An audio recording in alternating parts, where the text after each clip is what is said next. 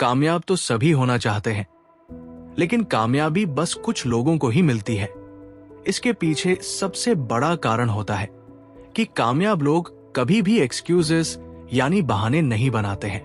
अगर आपको भी अपने जीवन के हर पड़ाव पर जीत हासिल करनी है, तो आज से ही बहाने बनाना बंद कर दें। कितनी बार आपने खुद से कहा है कि मैं ये काम कल करूंगा, या फिर मैं ये काम सही समय आने पर जरूर करूंगा। अगर आप इस तरह सोचते हैं, तो फिर आप खुद के लिए मुश्किलें खड़ी करते रहेंगे। आप अपने जरूरी काम को टाल देते होंगे और उसके लिए नए नए बहाने भी ढूंढ कर ले आते होंगे। अब तक तो आपने भी ऑब्जर्व कर लिया होगा कि इन्हीं एक्सक्यूजेस यानी बहानों की वजह से आपकी लाइफ बेहतर नहीं हो पा रही है। लेकिन इतना जानते हुए भी हम अपनी लाइफ को बहानों से क्यों भर रहे हैं? इसलिए आज से ही लाइफ को बेहतर बनाने से रोकने वाले बहानों से दूरी बनाने की शुरुआत करिए। इन बहानों की वजह से आप खुद का नुकसान कर रहे हैं। आज से ही अपने इस एटीट्यूड को बदलने की शुरुआत कर dीजिए। आपकी इस पहल में सबसे ज्यादा मदद रोसमुंड स्टोन ज़ैंडर और बेंजामिन ज़ैंडर द्वारा मिलकर लिखी किताब द आर्ट ऑफ पॉसिबिलिटी से प्रेरित ये ऑडियो बुक समरी करने वाली है। इसलिए इसे अंत तक जरूर सुने, और ना सिर्फ सुने बल्कि महसूस करें और अपने जीवन में लागू करें। आपको इस समरी में सीखने को मिलेगा कि दुनिया को देखने का नया नजरिया क्या हो सकता है, लाइफ के अवसरों को कैसे पहचाना जाए, जिंदगी के हर पहलू को बैलेंस कैसे किया जाए, और लाइफ के हर हिस्से से जिंदगी की महक को कैसे संजो कर रखा जाए। इन सारे सवालों के जवाब के लिए ऑडियो बुक के इस वीडियो को अंत तक जरूर देखें। तो चलिए शुरू करते हैं।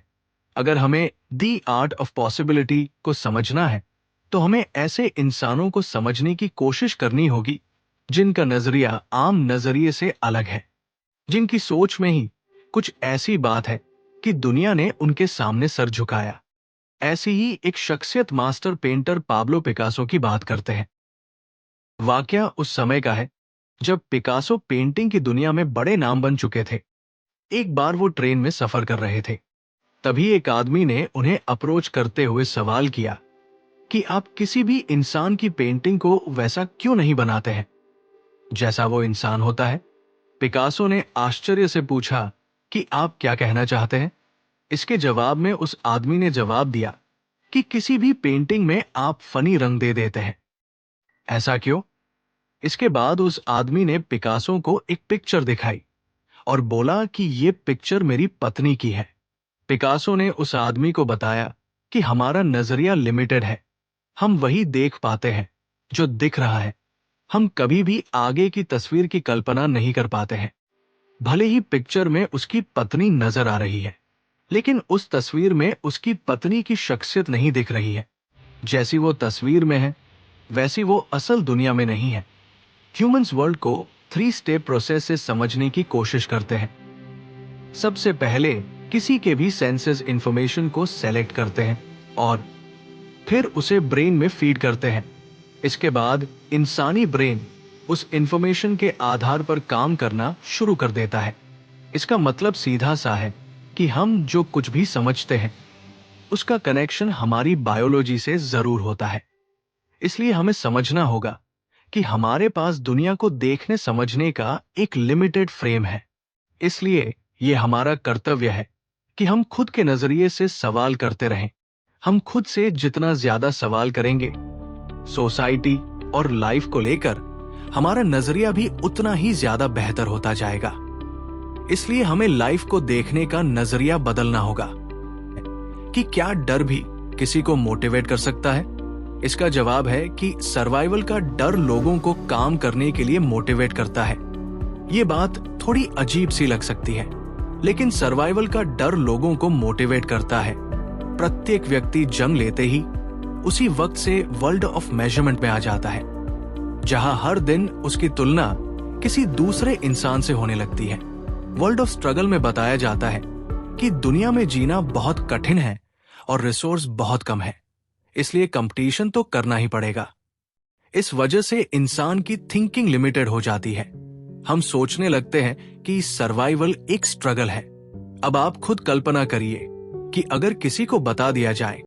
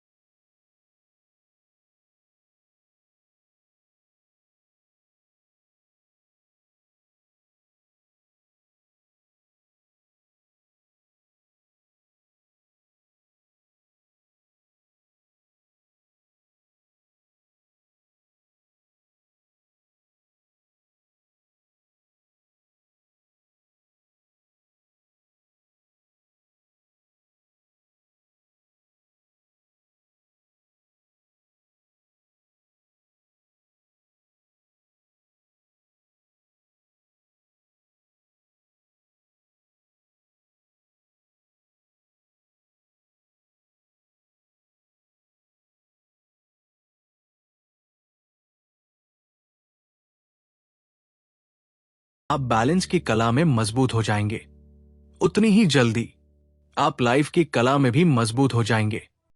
इसलिए बैलेंस की कला को सीखने के लिए दी आर्ट ऑफ पॉसिबिलिटी की कला को सीखने की शुरुआत कर दीजिए। ट्रांसफॉर्मेशन की शुरुआत करिए। इसका महत्व सफलता से बढ़कर है। जरा सोचिए कि आप समुद्र के किनारे में खड़े हुए हैं, जहां समुद्र की लहर बहुत सारी स्टारफिश को बाहर फेंककर अंदर चली जाती है। स्टारफिश तट पर तड़प रही है। वहीं आप एक लड़की को भी देखते हैं जो एक एक स्टारफिश को उठाकर समंदर में वापस फेंकती है। तब आप सोचते हैं कि ये बेमतलब का काम कर रही है।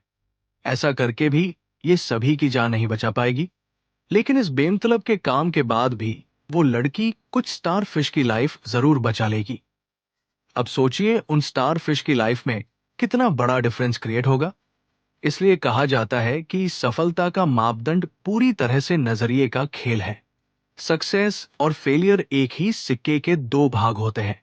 हमें इस तरह से तैयार ही किया गया है कि हमारी नजर केवल और केवल सफलता की ओर ही जाती है। इसी वजह से हमारी जिंदगी फेयर ऑफ फेलियर में खर्च होती जा रही है।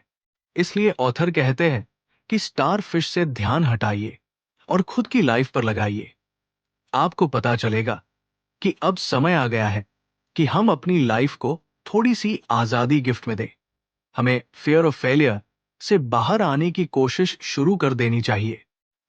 अपनी लाइफ को अपॉर्चुनिटी की तरह देखने की कोशिश शुरू कर दीजिए। हर एक इवेंट से कुछ ना कुछ सीखने की कोशिश करिए। अगर कहीं सफलता कम भी मिल रही है तो कोई बात नहीं है, कम से कम तजुर्बा तो भरपूर मिल रहा है। दूसरों पर भरोसा न होने के कारण भी भय की उत्पत्ति होती है। एक दूसरे के बीच की दूरी किसी भी परिवार या समाज में अविश्वास और भय को जन्म देती है एवं प्रगति के लिए हानिकारक होती है। एक देश के निवासी जब एक दूसरे पर विश्वास नहीं करते तो उनके बीच भय का वातावरण पैदा होता है। आपको कानून से डरना चाहिए, परंतु आप समाज में निरंतर डर के साथ काम नहीं कर सकते। चाहे वो फिर किसी भी प्रकार का भय हो, अधिकारियों का डर, अपने से वरिष्ठ लोगों का डर, अपने किसी प्रिय व्यक्ति को खो देने का डर, नौकरी खो देने का डर या फिर उत्पीड़न का डर। सत्य तो यही है कि हम भयभीत होकर कुछ भी नहीं कर सकते। जीवन में थोड़ा भय आवश्यक है, पर उतना ही जितना कि खाने में नमक। इसलिए अब समय आ चुका है कि लाइफ के नमक को समझने की कोशिश करिए और खुद की सोच को बड़ा कीजिए। उसे थोड़ा सांस लेने का मौका दीजिए। फिर देखिए दुनिया का नजारा ही बदला बदला सा नजर आएगा। खुद को चमकाने की कोशिश करिए, लेकिन टीम मेंबर्स को बिना गिराए। कई लोगों को ऐसा लग सकता है कि प्रोफेशनल ऑर्केस्ट्रा में काम करना किसी सपने की तरह है। दिन भर म्यूजिक के बीच में और रात में ऑडियंस की तालियां और इमोशनल जेस्चर। लेकिन इसके विपरीत भी एक सच्चाई है। सन 1996 में जर्नल हार्मनी में एक आर्टिकल छपा, जिसमें एक सर्वे की रिपोर्ट का हवाला देते हुआ कहा गया था कि सिम्फनी ऑर्केस्ट्रा में काम करने वाले लोग जेल गार्ड से भी ज्यादा लेस सेटिस्फाइड हैं। उन्हें अपने काम में मजा नहीं आता है। अब सवाल ये उठ रहा था कि आखिर इतने बढ़िया काम में कमी क्या है? तो इसका जवाब निकलकर सामने आया कि कमी काम में नहीं बल्कि काम करवाने वालों में है। मतलब जो लोग बॉस है वो खुद को हिटलर समझने लगते हैं। उनका एटीट्यूड ऐसा हो जाता है कि कोई भी उनकी बात बिना सवाल किए मान जाए। बॉस का एटीट्यूड ही फैसला करता है कि आपकी टीम कितनी मेहनत के साथ काम करेगी। इसलिए अगर आप बॉस बने तो कभी भी ईगो को काम के बीच में नहीं आने दे। इसलिए ऑथर कहते हैं कि खुद को चमकाने की कोशिश करिए, लेकिन टीम मेंबर्स को बिना गिराए। पॉसिबिलिटी के दरवाजे को खोलिए और अवसरों का स्वागत कीजिए। कल्पना की दुनिया में चलिए और सोचिए कि आप फ्लोरिडा में वैकेशन के लिए गए हुए हैं, लेकिन वहां पहुंचते ही बरसात ने भी दस्तक दे दी। वेदर फोरकास्ट बता रहा है कि एक हफ्ते तक मूसलाधार बारिश होगी। अब आपके पास अपने बैड लक को कोसने के सिवा क्या ही बचा है? लेकिन आप चाहें तो विपरीत सिचुएशन में भी अवसर की तलाश शुरू कर सकते हैं। इसलिए कभी भी इतना निराश मत हो जाइए कि कोशिश करना ही बंद कर दे। आप बारिश के मौसम में अपने पार्टनर के और ज्यादा करीब आ सकते हैं। अगर आप अकेले गए हुए हैं तो किताब को अपना साथी बना सकते हैं या फिर बीचेस पर भी समय गुजार सकते हैं। फ्लोरिडा की बारिश आपके अंदर के शायर को भी जगा सकती है। बात सिर्फ इतनी सी है कि क्या आपके अंदर सिचुएशन को हैंडल करने का सही नजरिया है या फिर आप सिर्फ और सिर्फ दुखी रहना चाहते हैं। याद रखिए कि लाइफ में दुखी होने की कई वजह मिलेंगी, लेकिन मायने यह रखता है कि क्या आप उन दुखों में उम्मीद की एक लहर की तलाश कर सकते हैं। अगर कर सकते हैं तो असल मायनों में आप ही जिंदगी को जी रहे हैं। ऑथर कहते हैं कि 80% लोग अपनी लाइफ को बिताने के लिए जीते हैं, केवल 20% ही लाइफ को एक्सपीरियंस करने के लिए जीते हैं। इसलिए जिंदगी की खूबसूरती को पहचानने की कोशिश करिए। ये काफी छोटी है, इसके हर एक पल को पूरी तरह से एंजॉय करिए। याद रखिए कि किसी ने क्या खूब कहा है कि जिंदगी ना मिलेगी दोबारा। पैशन की तलाश और उसका सही यूज करना भी बहुत जरूरी है। उस समय को याद करिए जब आपका अपने काम में पूरा मन लगता था। तब आपको याद आएगा कि आपके पास एनर्जी बहुत रहती थी। जी हाँ, एनर्जी लिमिटेड है, और जब इसका कॉम्बिनेशन पैशन से मिल जाता है तो एक मास्टरपीस वर्क तैयार होता है। पैशन ही वो चीज है जो आपको खूब सारी एनर्जी दे सकता है। इसलिए कहा भी जाता है कि करियर में सफल होने के लिए जिस चीज से प्यार हो उसी को काम के तौर पर चुन लीजिए। ऐसा करने से आपके अंदर एनर्जी का सोर्स तैयार हो जाएगा। अगर कोई इंसान पैशन को आदत बना सकता है तो वो कभी भी फालतू या आलसी नहीं बन पाएगा। यदि आप अपने जीवन में सफल होना चाहते हैं तो आपको पैशन के साथ गोल सेट करने की आदत को अपनाना होगा। फिर चाहे कैरियर में अच्छा प्रमोशन चाहिए या फिर कैरियर को बदलना हो, गोल्स सेटिंग से आप अपने लक्ष्यों को जल्दी अचीव कर सकते हैं। गोल्स हमेशा ऐसे होने चाहिए जिससे आप मोटिवेट हो सके, यानी उन्हें अचीव करने का महत्व पता होना चाहिए। यदि आपकी रुचि नहीं है तो आपको बहुत ही कम आउटपुट मिलेगा। गोल्स अचीव करने के लिए मोटिवेशन बहुत महत्वपूर्ण होता है। गोल्स को जीवन की सबसे उच्च प्राथमिकता के आधार पर ही तैयार किया जाना चाहिए। इससे आपके प्रयास भी तेज होंगे। आप जो भी गोल सेट करें उन्हें एक डायरी में अवश्य नोट करें। इससे उन्हें भूलना आसान नहीं होगा। अपने गोल स्टेटमेंट के बारे में हमेशा पॉजिटिव तरीके में लिखें। यदि आप टू डू लिस्ट तैयार करते हैं तो आपको गोल्स को लेकर भी एक टू डू लिस्ट तैयार करनी होगी कि किन गोल्स को अचीव कर लिया और किन्हें अचीव करना बाकी है। इससे आप लक्ष्य से भटकेंगे नहीं। गोल्स का स्मार्ट होना भी जरूरी है। आपके गोल्स पावरफुल है तो वे खुद ब खुद स्मार्ट हो जाएंगे। स्मार्ट गोल्स का मतलब है कि आपके गोल बिल्कुल स्पष्ट होने चाहिए। गोल्स के लिए एक निश्चित समय भी विभक्त करें। डेडलाइन तय कर गोल्स को समय पर अचीव किया जा सकता है। गोल सेट करते समय अपने करियर और लाइफ का ध्यान रखें। उसी के अनुसार गोल्स बनाएं। इससे एक ही तरह के लक्ष्य जल्दी हासिल होंगे। गोल सेटिंग के दौरान इस स्टेप को नजरअंदाज नहीं करना चाहिए। लक्ष्यों की सफलता के लिए एक्शन प्लान पर विचार करना बहुत जरूरी होता है। इसलिए हर एक स्टेप के बारे में लिखें कि आपको किस तरह से काम करना है। हर स्टेप को पूरा करने के बाद उसे डायरी में अवश्य लिखें। इस तरह आपको ये भी पता चलेगा कि कहां कमियां रह गई हैं और उन्हें कैसे दूर किया जा सकता है। गोल्स तैयार करने के बाद अपने फ्रेंड्स, फैमिली मेंबर्स या मेंटर से शेयर करें, क्योंकि शेयरिंग इज केयरिंग। इससे गोल्स को अचीव करने के लिए आपको अच्छे सुझाव भी मिल सकते हैं। एक साथ बड़े टारगेट पर फोकस करने की बजाय आपको छोटे छोटे टारगेट पर फोकस कीजिए। इससे गोल्स को अचीव करना आसान होगा। अपने साथ दूसरों की मदद भी करते रहिए। हर इंसान के अंदर स्मोल्डरिंग सिंडर है, जिसके अंदर स्पार्क ऑफ फायर भरा हुआ है। इस स्पार्क में इतनी शक्ति है कि इंसान अपने साथ साथ अपनों की लाइफ को भी बेहतरीन बना सकता है। बस देर इस बात की है कि क्या आपके अंदर दूसरों की लाइफ को बेहतर करने की अच्छी नियत है। अगर आपने इस नियत को पैदा कर लिया तो आप दूसरों के साथ साथ खुद की लाइफ को भी बेहतर कर सकते हैं। इसलिए दूसरों को भी समझाते रहिए कि लाइफ में कभी अवसर की कमी नहीं आ सकती है। अगर आपके लिए एक दरवाजा बंद हुआ है तो कई सारे दरवाजे खुलने वाले हैं। बस बात अभी इस वक्त के पेशेंस की है। इसलिए ऑथर सलाह देते हैं कि अपने अंदर के पावर ऑफ स्पार्क की कद्र करिए, उसे समझने की कोशिश करिए और ये सोचिए कि कैसे आप किसी एक की भी लाइफ में कुछ बेहतर बदलाव ला सकते हैं। मानव जीवन का उद्देश्य है कि अपने मन, वचन और काया से औरों की मदद करना। हमेशा ये देखा गया है कि जो लोग दूसरों की मदद करते हैं उन्हें कम तनाव रहता है, मानसिक शांति और आनंद का अनुभव होता है। वे अपनी आत्मा से ज्यादा जुड़े हुए महसूस करते हैं और उनका जीवन संतोषपूर्ण होता है, जबकि स्पर्धा से खुद को और दूसरों को तनाव रहता है। इसके पीछे का विज्ञान ये है कि जब कोई अपना मन, वचन और काया को दूसरों की सेवा के लिए उपयोग करता है तब उसे सब कुछ मिल जाता है। उसे सांसारिक सुख सुविधा की कमी कभी नहीं होती।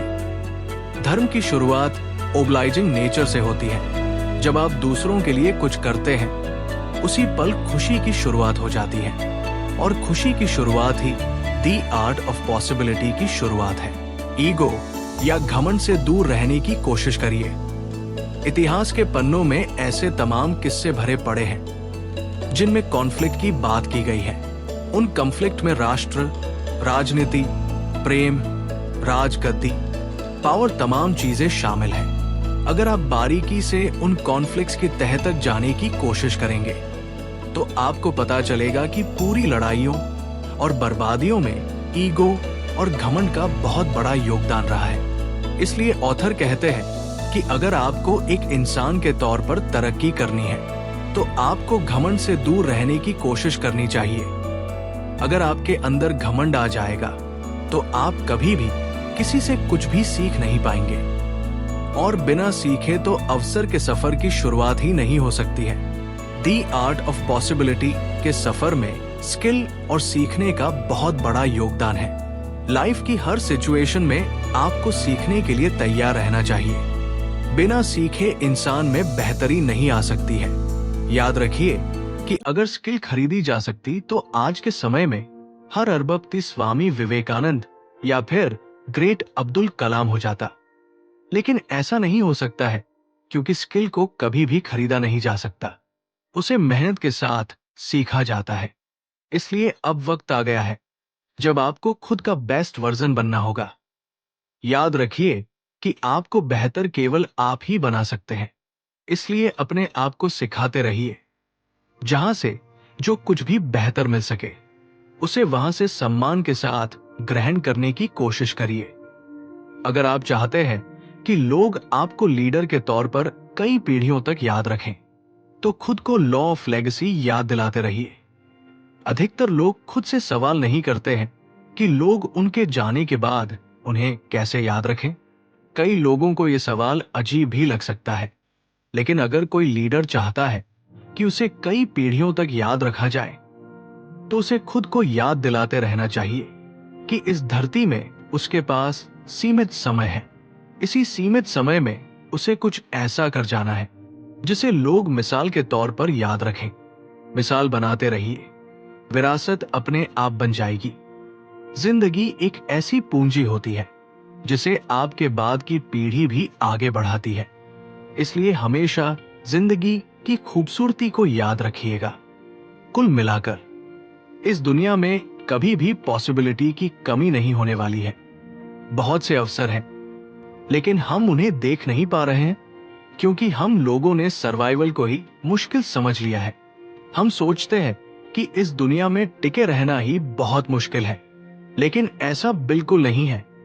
इस दुनिया में आप बहुत आसानी से रह सकते हैं और अपने हिस्से की पारी को एंजॉय कर सकते हैं।